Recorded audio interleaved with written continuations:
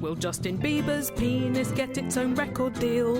Answer me this, answer me this. Are you the Frank Skinner to my David Baddiel? Answer me this. Helen and Ollie, answer me this. Having kicked off last episode with a question from Holly, who was already excited about her trip to Disney World, which isn't happening for another 5 months. Don't peek too early, Holly. This episode, it's Steve who has a dilemma regarding his 2016 travel plans. Really? Guys, live for the moment, yeah? Why can't you have these dilemmas in 2016? Exactly. He says, my wife has booked a trip away for my birthday next year. Aww. Presumably you're invited as well, Steve. But, he says, she is not telling me where. A surprise trip. A surprise trip. High risk. I have no issue with her doing this, as I had done the same the previous year for her birthday. So either she enjoyed it so much she's replicating it, or revenge! She booked it whilst I was away, but using my computer. She cleared the history. I hope you did as well, Steve. But I am now getting a lot of adverts appearing on my Facebook for hotels in Krakow. Oh, fancy that. That's very specific, isn't it? Bloody internet. How does it know? And also, why is it advertising my own sofa at me months after I bought it? And so, says Steve, I am 99% sure it is Krakow to which we are going. Unless this is a very elaborate way to put you off the scent. Oh, that's smart, isn't it? Maybe this happened last year with her birthday surprise. So she knows that this is a possibility in her Facebook sidebar, and so she's using it to turn the tables. Although then surely you'd go for a joke destination that is horrible rather than a nice one in Poland. So Helen answers me this, says, Steve, do I pretend I don't know anything about this, as she is enjoying me not knowing, or should I be honest and tell her that I've guessed the destination? Do you want to go there? Because if you don't, then you should tell her in the hopes that it would cause her to change the plan. If you're happy, I would just carry on with the situation. But I suppose he's worried that when she's like, surprise, and he's like, yeah, that he hasn't got the acting chops. Well, it's funny because I'm split on this, because I think actually, definitely, he should not tell her. He should pretend, right? He should pretend that he's not guessed it, that he's not rumbled it, the computer hasn't told him, because she's taking pleasure in it being a surprise. But I'd probably tell my girlfriend. If she'd done this for me, I don't think I'd be able to hold it in. Unfortunately, I'm not a good enough person to be able to play along with the lie. I'd have to tell her, because I have to be a clever dick and be like, I know where it is, because you didn't turn off the cookies on TripAdvisor, and now it's on Facebook. You safe search woman, do you know nothing? Do you never look at pornography like I do? but I think it would be better to not tell her. But Steve also has to be careful, if he does keep up the pretense, not to go overboard by being like, oh my God! See the day, Krakow, what a heavenly paradise! That's the issue. Like, either not being enthusiastic enough or being too enthusiastic. But the thing is, whilst you're right that, yes, he doesn't want to be a bad liar at that point, he could fess up at that point, couldn't he? At the point she says, we're going to Krakow, here you go, he could say, yeah, I did kind of guess, but thanks so much, it's great. Slightly, pricking a pin into her balloon of hope and expectation at that point, but not for the months preceding it. She's enjoying it at the moment. You're a good enough liar to pretend you haven't seen a banner advertising car hire. It probably does behoove him to keep quiet, because she gets to enjoy it, and if she is misdirecting him, then he'll still have a surprise at the end. That's true, yes. And also, it won't be your fault, Steve. At the moment, she's booking the holiday. There may still be decisions left to make, which might be why the cookies are selling ads at you. She may not have hired the car yet. She may not have chosen all the restaurants. Now, if you're involved at this stage and you've worked out where it is, then suddenly it'll become a communal decision. And then if you go there and, the travel lodge in Krakow is not particularly nice, that will be your fault as much as it is hers. This way, you get her to seemingly enjoy it, even though you know the truth and you've known all along. And then when it turns out not to be very good, she gets all the guilt. Yay! Perfect. The best present. You've got a lovely surprise for our listeners, Ollie, haven't you? I'm going to be a dad. Shit! Yep. Who's the lucky lady? Katie Hopkins. Oh, congrats. Yes, no, my girlfriend is due to give birth to my child mid-January 2016. Congratulations. Thank you very much. Finally, you've lost your virginity. Yeah, exactly. How was it? Don't answer that. And so there will be a man-child. It's a boy. It's going to be a boy. He's a boy. He's a boy. He's a man-boy. Well, I don't want to judge. It's 21st century. If he chooses to become a girl later, that's fine. Right. But currently a boy. He's physically presenting as a boy. Correct. What if your child doesn't like Disney? It's like, Dad, this is just over-branded corporate shit. That would kill me, actually. Yes. I suppose all you know is that you're going to be surprised. And as long as you're prepared for the unpreparable, then it's fine. That's quite good advice, actually. What most people have been saying to me is like, oh, your life's going to change. Oh, really? It's like, well, first there's going to be someone in the spare room. Yeah, exactly. I'm aware of that. Kat's going to be the one who's most furious. Well, she is, actually. She's been banned from the spare room for the last 4 months already. Really? Not happy about it. Training. Yeah, basically. And also there's going to be someone competing for your attention. Yeah, not for the cat food, though, I'm guessing. No, that's true. What if the baby learns to shit in her litter box? That would be brilliant for you. What if the cat learns to draw breast milk? I don't know. All of these are possibilities. I think there are probably more steps in between the cat and the breast milk than this the is child and the uncharted territory. But anyway, it's terribly exciting. And, I don't want to be one of these people that now I'm going to become a dad relates everything on the show back to this. Well, so I don't want to linger on it. You don't know what love is until you're a parent. Exactly. So you two childless people recording with me, you don't know. You don't have feelings. I'll try not to do that. And, yeah, good. And listeners, I'm firing you if you do. Listeners, thank you in advance for all of your congratulatory messages and presents, and presents and money that you're sending in the post. Becky from Snodland in Kent, Ollie, is also expecting a baby. Snodland, the land of Snod. Becky says, I am 34 weeks pregnant with my first baby, a little girl. Oh, you have to steal my limelight, don't you? Becky says, my husband and I... Oh, you're married too, are you? Unlike me, I'm going to have a bastard child. Thanks. Bastard man. Bastard man is a lovely name for a boy. Is it lovely though, Martin, is it? My husband and I chose her name years before we even got married. Good Lord, how did that conversation come up? Like, second date. So what are we going to call our child? Well, actually... We've had playful conversations. They're not the same as the... Like, I bet you're not planning on having kids. I bet you've had conversations about what you might name a child, playfully. It's come up playfully for us, but now we're actually having the child. It's a completely different level of conversation. I bet. It's a big conversation. Yeah. And you didn't even get to name your cat because she came to you pre-named, so you haven't had that starter naming process. That's right, yeah. So my husband and I chose her name years before we even got married, let alone actually began trying to conceive. However, since finding out the sex at 20 weeks and being asked if we have a name, we've received nothing but bad feedback about it. Don't tell anyone. Don't tell anyone. Why are you... So I know the name that we're thinking of for my son. Do you have a top 5 or just one? We've been using an app, actually, and we've been going through the list of... So you can look at the top 500 names in Britain, America and Australia we've looked at. Okay. You can also add in suggestions as you think of them. Right. So we now have on that app a list of 10 that we like. Okay. And then you can prioritise them by drag and drop. How 21st century is this? Very good. So we have our top 2 that we're thinking of seriously. And is it a shared app so that if you have a change of heart about what's going to be the third best name, you can change it and it will update on your girlfriend's phone? No, Mum has control of the app. Of course she does. Every suggestion goes through Mum. There are a few names that I'd have been keen on that haven't even made it onto the list. All of the good Jewish names. Little Shmooly. Moishe, I really wanted. It does go very well with Man. It does, actually. Yeah, that's a nice name. That's the problem with Man, is you've got to think of anything that doesn't sound like A, a shit superhero. Oh, that's the pleasure of things. Or B, overly gendered, because Man, obviously quite a strong signal for a boy. Beefcake Man might be a bit much. Exactly, yeah. No one calls their child Spider or something, do they? The problem is if it even rhymes with Bat, though, then you think, no. Or Man, for example. Or yeah. That also rhymes with scat. So you're thinking, ski, da da da da boo. Yeah. Well, obviously, Scatman was my first choice of name. That one never made it onto the app. That's a good name. Anyway, point is, Becky, don't tell anyone the names. That's my view. Yes, no, I fully agree. This happened to me as well when my brother Andy's first child was born, a daughter. Her name, had she been a boy, would have been Horace. And I was like, thank God she's not a boy. That's a bad name. 2 years later, Horace was born. Horace came along, yeah. And still now they're like, you've come around to it, haven't you? I haven't. No. But I should never have said...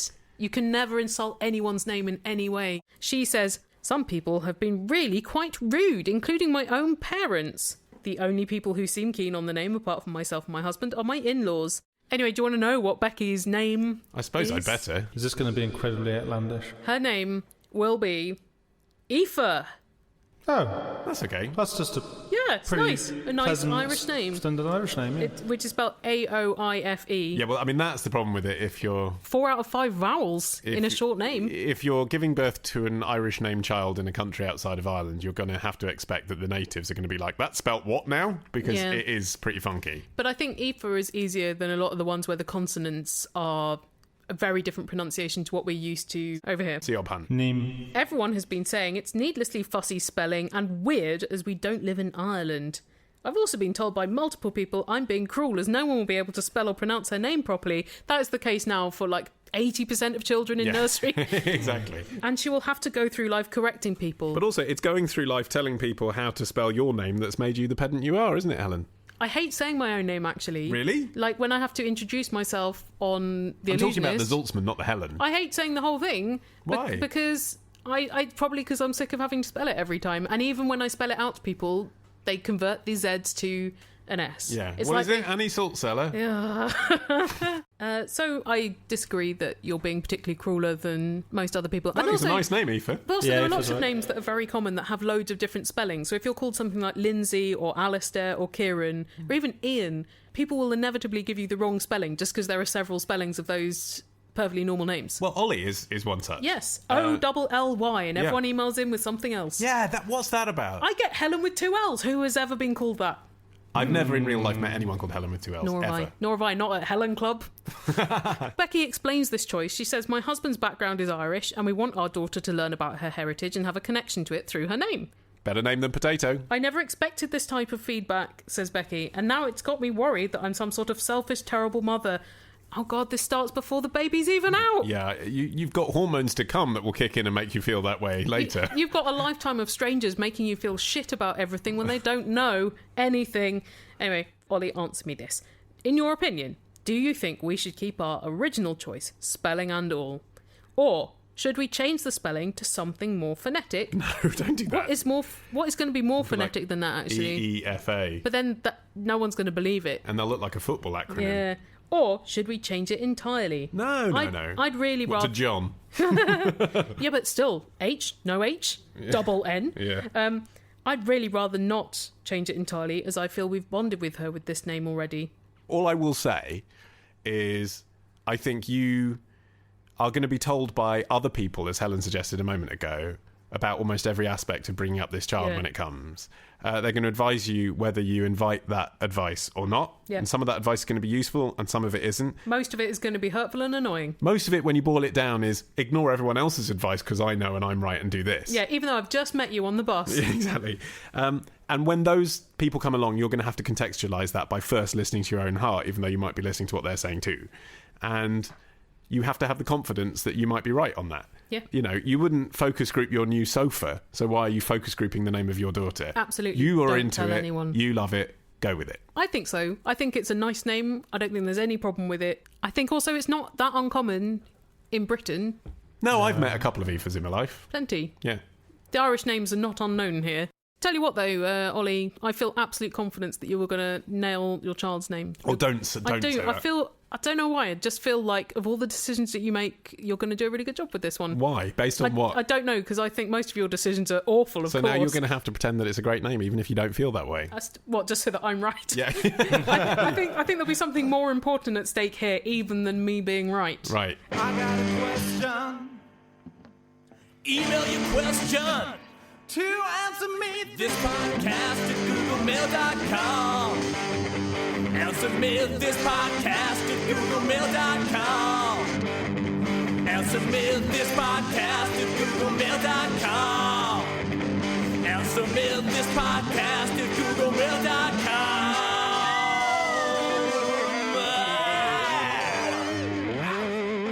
So, retrospectors, what historical events are we ticking off on this week's run of Today in History? On Monday, the anniversary of the day Ozzy Osbourne and a bat came face to face on stage. On Tuesday, we go back to the future with a potted history of the DeLorean.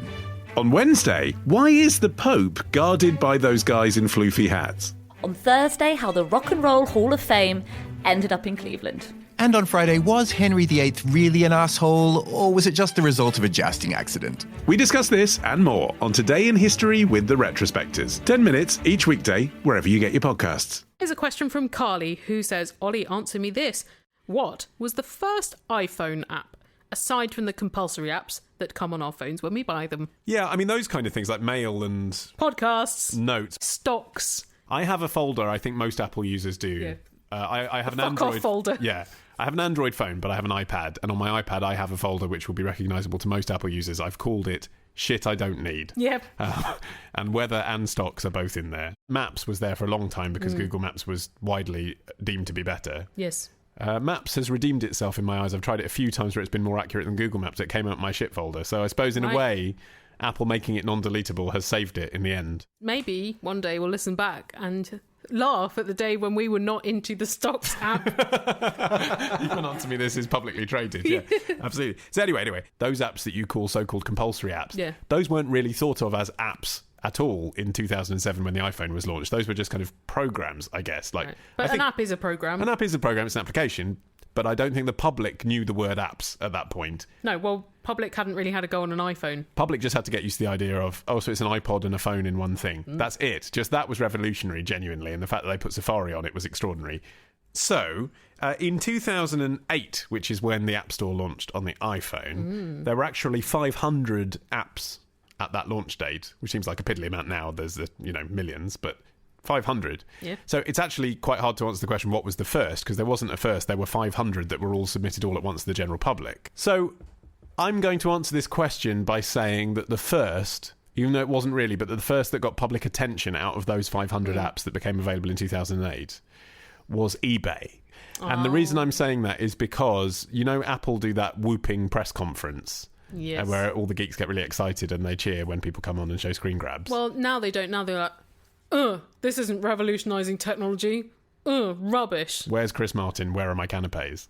At that thing, WWDC, eBay was the one they demonstrated to show what an app would be. Steve Jobs came on and he was like, I'm God.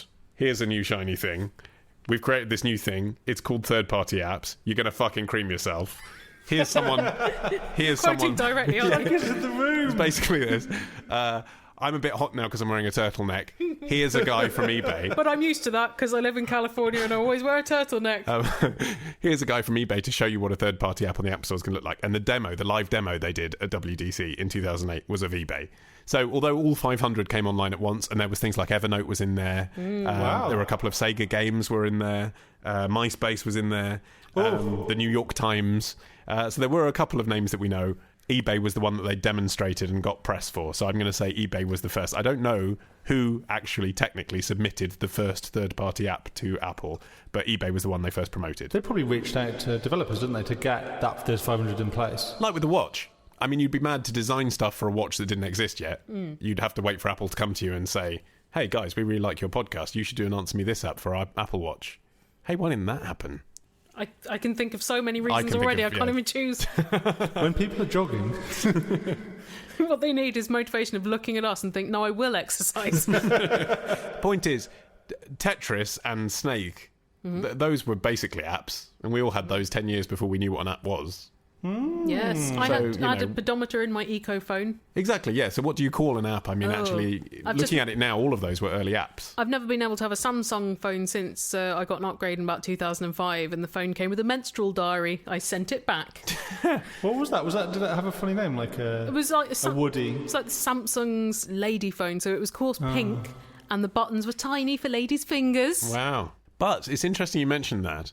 There was a controversy recently because Apple didn't include menstrual cycle apps as part of its health package. Really? So actually people were saying the opposite. They were saying, why aren't you including health apps that are the most relevant health thing to women as part of an essential tracking device? Yeah, but that's because now you expect your phone to know more than you do. So it knows your heart rate, so why doesn't it know about your ovaries? Yeah, whereas back then, you had to remember all of your things, and your phone would just make phone calls and do texts if you were lucky. Here's another question of tech from Simon in Bolton, who says, you know that Tom off of MySpace? He was my first friend. The guy who was everyone's first friend. I thought I was special! Helen, answer me this. What is he up to these days? Does he have a Twitter or Facebook account? Yes. Do you think he made enough money from MySpace that he never needs to work again? Yes. He made $580 million. Yes, I think that should cover it. That's all right, isn't it? Or will he eventually need a proper job? Unless he has been very imprudent with his finances. He sort of invented Facebook before Facebook, didn't he? That's got to be worth something. Yeah, well, in answer to your second question, Simon, he has not only a Twitter account with 234,000 followers at time of recording and a Facebook page with 1.45 million followers. He also has 174,000 followers on Instagram and 6.5 million on Google+. Is he on MySpace anymore, is the big question? Yes, he is. Okay. But he hasn't posted since 2013. But he is MySpace Tom on all of the other social networks, and he's still using the same profile picture that you used to get when he was your first MySpace friend. So I think it shows that he has a sense of humour about these things, especially as he essentially retired at 35 with $580 million before everyone said that MySpace was shit. Yes, he probably has a sense of humour consultant whom he's paying to monitor these accounts for him. Actually, what he seems to do, he has some business interests, like he'll be an advisor on various tech things. I think he did property for a bit, but mainly what he seems to do is go around the world and take photos of exotic locations. So you look at his Instagram feed and you're like, God, he lives the life. But also they do seem to be quite heavily filtered photos, so all of them look like a poster waiting for a unicorn to appear in the foreground. Well, that's the problem with Instagram, though, isn't it? Everyone's Instagram photos look like they live the life, and then you create the impression that everyone is living a better life than they are, and then people possibly get depressed because they think that their real life can't match up to the life they perceive others around them have. Yeah, but our life can't match up to Tom's with his adventures in Icelandic ice caves and stuff like that. That is cool. What about all my pictures of eggs? Do you think there was an opportunity for MySpace to have continued to be MySpace, if you see what I mean? Yes, I think if it had kept up the music angle that it began with, then yes, I think that function would still be quite useful now. So function being what exactly? A directory for every band that exists, whether they are a big band or a little band. Well, like Glenn Miller. Oh, ideally. I love it. There's a MySpace just for big bands and marching bands. It's easy to take the piss out of it because it became terrible, but yeah, it was brilliant when you started. It was really social. It was brilliant in 2007 when we were trying to get listeners to this podcast. We went and trolled for teenagers. Yeah. Brilliant. What I didn't know is that MySpace began in order to be different to Friendster, because Friendster insisted on you using a real identity. So in a way, it was ahead of of over 500 of social networks. It was ahead of its time, though, because then Facebook popped up doing that and took off. But we're going to go back in time now to early 2009 to episode 87, and I think it's one of the trademark Martin moments, and I can remember the exact cadence of his tone as he was saying this, even though I forget pretty much everything that's ever been in this podcast. This is the thing that has stuck in my mind for all this time and will remain forever young. I'm looking forward to this. And you can buy episode 87 and all of our first 200 episodes. And our apps, talking of apps. At answermethisstore.com. Martin, what was your first job? I had a job at a company called Tiggy Stainless Fasteners, which... Is that how you used to answer the phone? Yeah, that's exactly how he started. No, I want to try. Right, ring, ring, ring, ring. Hello, Tiggy Stainless Fasteners. Hello, I'm interested in some stainless fasteners. Do you know what stainless fasteners... It was a way... Yes, I love them. I want 100. Tell me, will they stain? And if they stain, how do I get the stains out? Listeners, we love it when you call in with your questions, and the number to dial is this. 02081235877. Or you can Skype answer me this. Hi, Helen and Ollie. It's Jen from Cardiff. My question is about circus music. How come that tune that we all know to be representative of various circus activities came to be known as such? Now, the one I'm on about is the one that goes...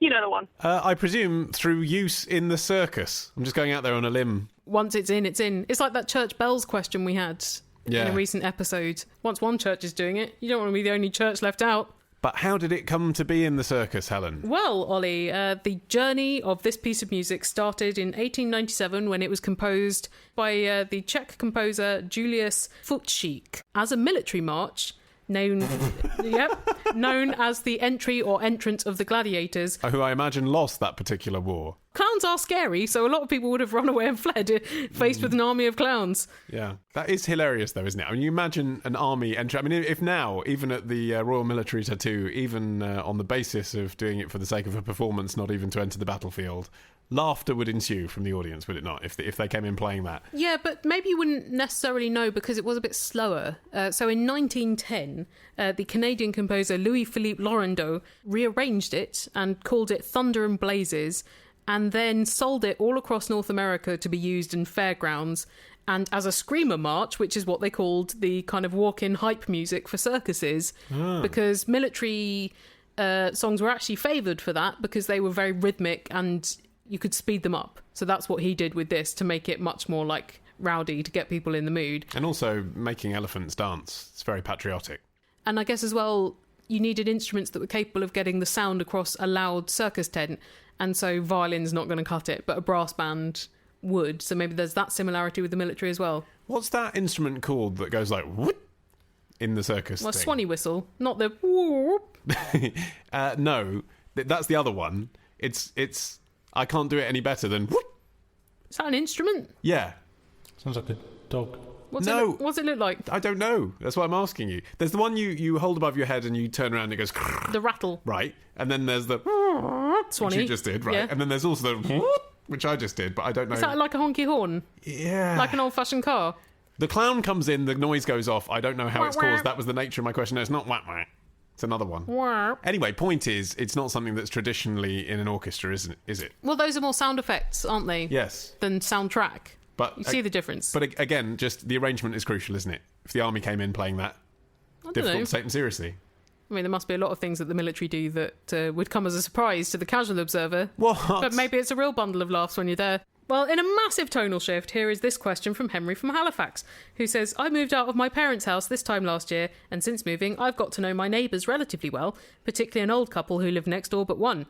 Sadly, the husband has been admitted to a hospice as he's suffering from cancer and has a matter of days, weeks at most, to live.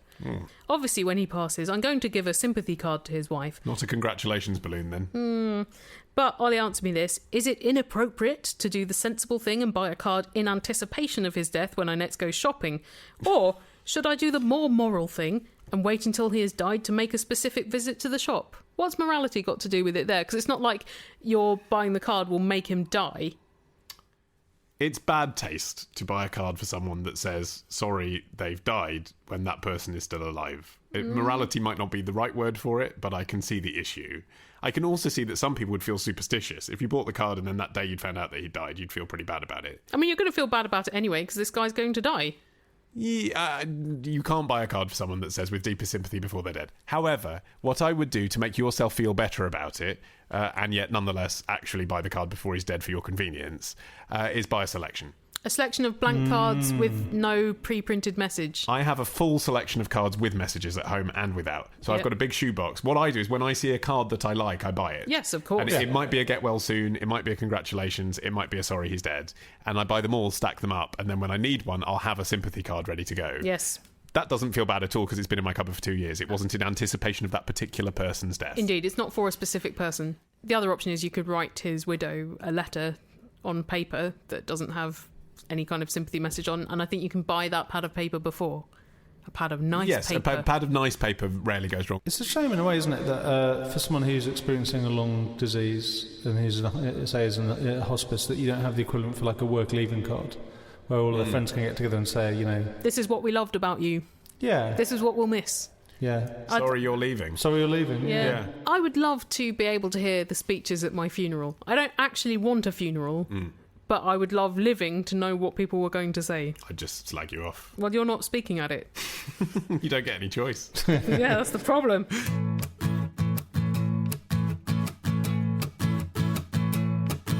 Helen and Ollie, answer me this. I don't want you to dance or kiss, but reveal your theories and take off your muzzle. Ponder my query and solve this puzzle. It's swell. Good golly, you crazy kids. Oh, Helen and Ollie, answer me this.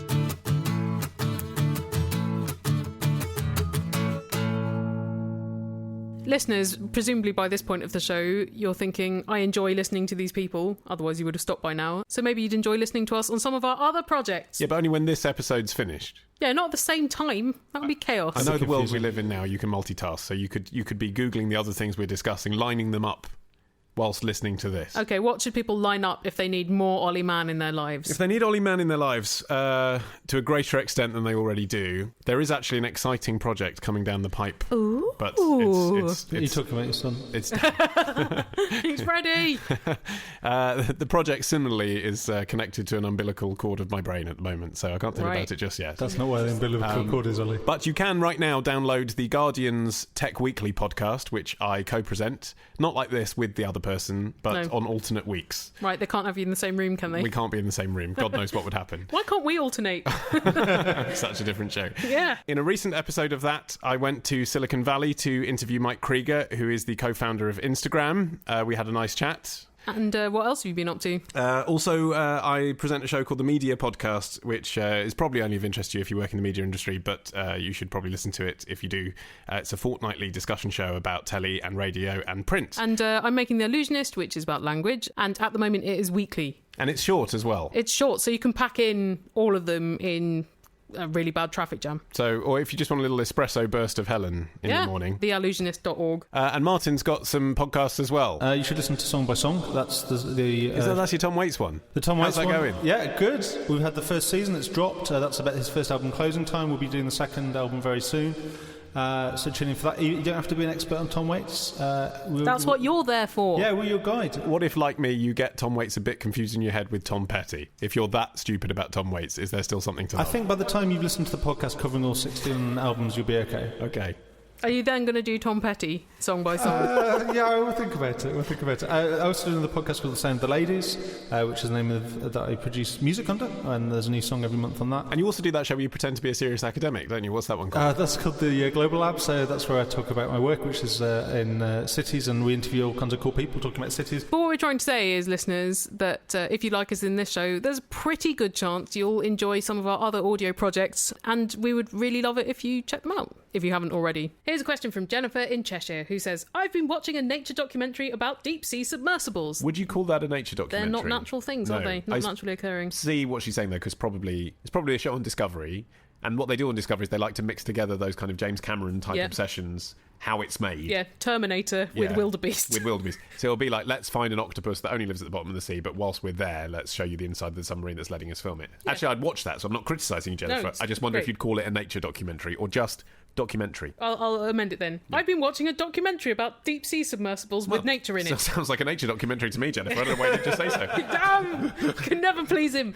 Answer me this, Ollie. Yeah. If you're down in a deep-sea submersible for 9 hours, how do you go to the loo? Through your penis. What if you don't have a penis, like women don't? Well, then it is quite difficult. Telling me. It's a constant nightmare being a woman. I can't speak for every deep-sea submersible, but I've read an article which was an interview with someone who goes down regularly in a deep-sea submersible. Is it James Cameron? No. Who has managed to sublimate his need to do basic bodily functions? No, it was a zoologist who makes a career of being in submersibles. And how are their kidneys doing? Didn't go into that. Oh. But it did say, what's the seating arrangement? How does it work? Seating arrangement. Coy. I didn't really get this, but he said, maybe it's an American reference, maybe Americans will understand more. He said, imagine it's like a stadium bench that you're lying down on. Mm-hmm. That's what he said it's like. And so there's one of you facing one way, looking out the binoculars, whatever they are. And then the other way, there's two people with their back against you facing the other side. Mm-hmm. They've got more leg room, but they're sitting next to each other. Mm-hmm. And I don't know, that's the layout apparently. And so I can't quite picture it. It sounds like Twister. No, it's hard for me to picture too. Was there no diagram? There wasn't. But basically, three people on top of each other, essentially. And what he was saying when asked the question, how do you go to the bathroom, was, well, there is no modesty down there. The other people are facing the other direction technically, but there's only room for one person to stand up at a time. Yeah. So at the point you're standing up, if you're a man, your penis is level with the back of the other people's heads. Yeah. And you're kind of leaning over them. So it is awkward, but he said, you just get used to it. And what you do is you take down, and this is where the women question comes in, because obviously they can't be seen to discriminate. They have to give facilities to women as well as men. Mm-hmm. They take down what they call an HERE bottle, a human endurance range extender, which basically means piss bottle. Yeah. And it's a red bottle with a long neck, and for women they get a special attachment so that they can urinate standing upright because there's Like no a room to shiwi? squat. Yeah, like a shiwi. Oh. So that's how they do it. So it's a bottle that you definitely don't confuse with your water bottle because it's red. Ideally, no. And you have to do it standing up whether you're a man or a woman, and you have to do it basically over someone else's head. That's how. What if you get the runs? I know. If you were in the submersible with James Cameron, maybe you'd hold it in because you made it through Titanic without going, and that was like 9 hours long too. I think he'd know how to keep a 10-hour journey entertaining. Arid. Yeah, he'd just tell you the plot of his 2 most recent films. You know when there were the Greenpeace protesters who climbed the Shard? Yeah. I was wondering how they did it, wondering whether they wore adult nappies or something, because when you're climbing the Shard all day, there were not bathroom facilities. No. And well, there are on every floor. I don't think they were allowed in. Right. I think that was part of the exercise. Sure, it wasn't organised with the corporate entity behind the No. Shard. And also, was the Shard open then? I'm not sure whether it was finished. No, I don't think it still looks unfinished, but it is open That now. was Renzo Piano's plan. Yeah. And being catheterised presumably would be pretty difficult if you're climbing. I think if you're a Greenpeace campaigner, you're someone who's pissed your pants a lot in your life. I've got too much money! I've got too much money! Buy an Answer Me This satchel or an Answer Me This apron. I've still got too much money! I've still got too much money! Buy an Answer Me This mug or an Answer Me This yellow t-shirt. I do not like yellow! I don't look good in yellow! They're also available in red and white and black. Where can I get these things from? Where can I get these things from? From cafepress.com/answermethis. I've got too much money! Oh no, I haven't anymore because although the items were very reasonably priced, the import duty was cripplingly expensive, but no matter, it was still worth it because I'm a fly mofo. Here's a question from Bjorn from Stockholm, who says, a friend of mine is coming to Stockholm in a few weeks and is staying at my place for one night. She's not coming to visit me in particular, but needed a place to stay. He says, we get along very well. She once lent me her apartment cut to the that chase. she wasn't living in at the time when I needed a place to stay in her town. However, we are not really very close friends and we rarely see each other. Sure. I live in a flat without a spare bedroom. Mm-hmm. I share the flat with a friend. The living room is actually his room. Oh. So there is no couch that I can offer. Okay, so he lives in a one-bedroom flat. Right, he has someone with a friend. living in the living Yep. room. Right. I do have a spare mattress, though. Right. And there is room for it on the floor of my bedroom. However, I also have a really wide bed, 180 centimetres. Oh, it's so big. Which is obviously much more comfortable. Bum, ba, ba, da. I've been thinking about you. Seeing that the bed is so large, continues Björn, justifying his own terrible thoughts, we could easily both sleep in it without even touching. Were it not for my 2-metre long penis. So, Helen, answer me this. Should I give her the choice to either sleep in my bed or on the mattress? Yes. Or will that come across as if I'm trying to pull something off? No, I think it will come across as you giving her the choice. Unless you do it in a really sleazy way. Right? Well, would you like the mattress on the floor or would you prefer something more comfortable in my bed? Like, if you present them as equal options, Yeah. determined by her preference for comfort or solitude. He says, if she ends up sleeping on the mattress in the same room as me while I occupy my ridiculously oversized bed, I'll feel a bit selfish. Well, you could say, you have the bed and I'll take the floor. Yeah, that to me is the obvious thing. So he says, Helen, answer me this. How do I give her this choice without making it awfully awkward? I don't really see the problem at the moment with just saying to her that these are the two options. Which does she prefer? Well, I think the problem is his motivation. I Helen, see, okay. Because he finishes the email, he signs off in a way that directs this whole thing in a particularly nefarious place. Is this like an M. Night Shyamalan twist? Make you reinterpret the preceding material? He says in a way that I see as peculiarly Swedish.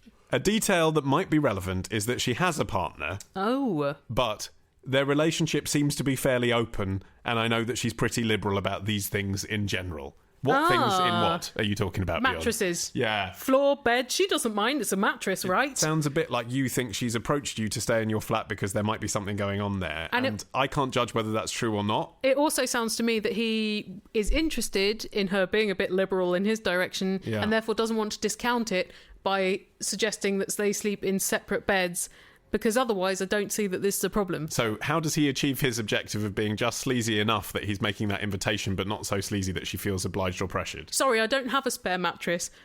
so you could either sleep on my bare, cold, hard floor, or you could come into the comfy bed. I think you can put the mattress in your room.